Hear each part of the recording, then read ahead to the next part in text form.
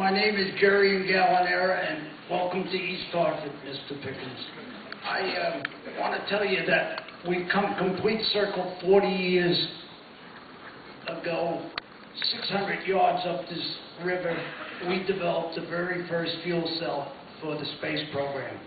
And if we had the same political leaders then, fortunately we didn't, we couldn't put a battery up on the moon because it was too heavy. So Kennedy recognized that, and we developed the fuel cell.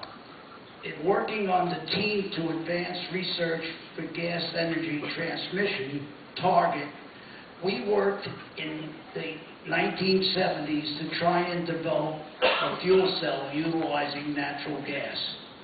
And I really appreciate your comment on batteries because it puts it in a complete package. Here's what the problem turned out to be 40 years ago.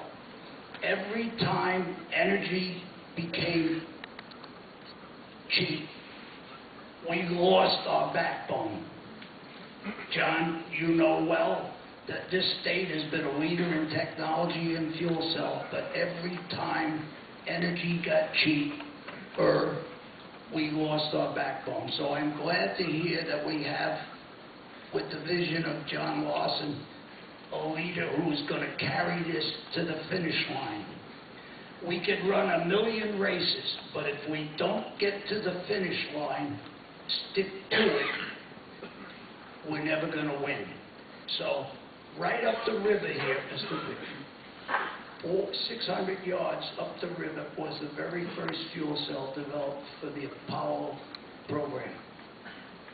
When the people wanted to go on the moon, the LNP program, they called us up and they said, by the way, we don't need your fuel cells because we figured out how to make the mission work with, guess what? Batteries.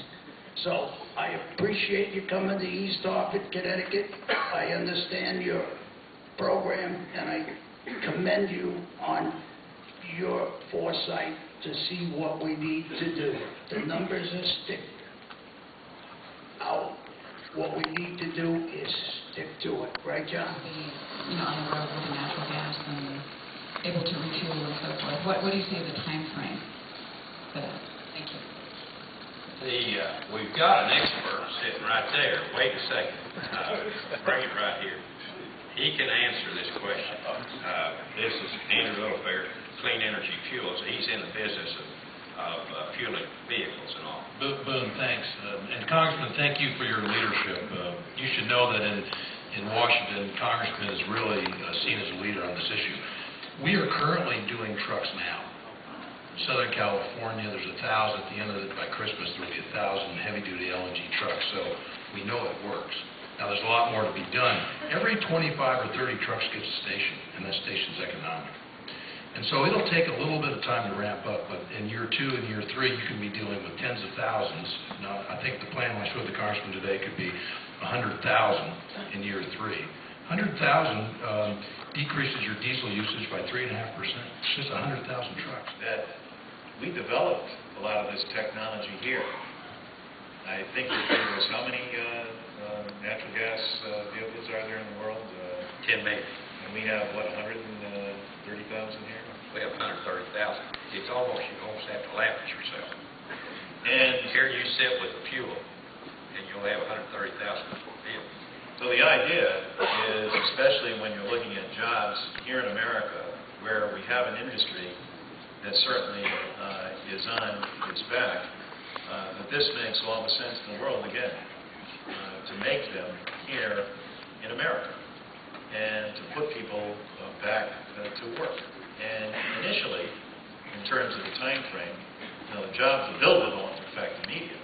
The tax credits will become available immediately on several different fronts, both in transmission, both in pumps, also in terms of the production of the vehicle, and those are all vitally important to its growth, and that's why we believe so strongly in it. Yeah, it's going to, listen, there's no getting around the fact that these things all cost money.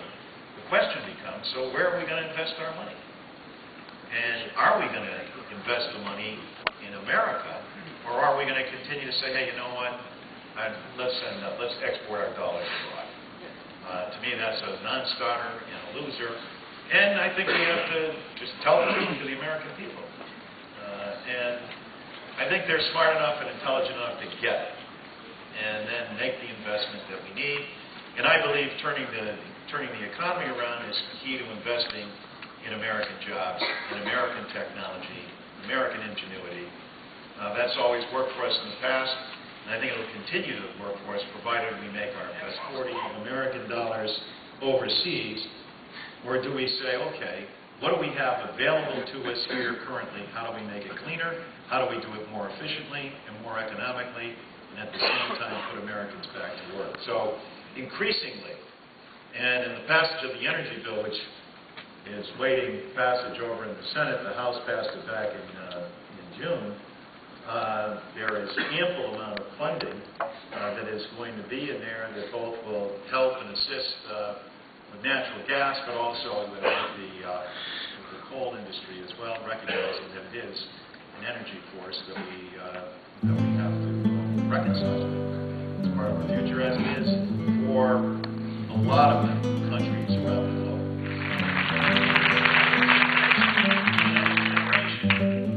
We would call upon America to sacrifice. We would call upon Americans to make sure that we all, as part of the commonweal notion that makes us the greatest nation in the world, to pull together. I think that's the genius of this plan, this idea, this concept, is for us to rally behind something that will both put America back to work and invest in our own economy, as opposed to exporting dollars abroad. Make our men and women and our national security all the more safer. Provide for a cleaner environment. And have jobs. That, to me, is the right formula.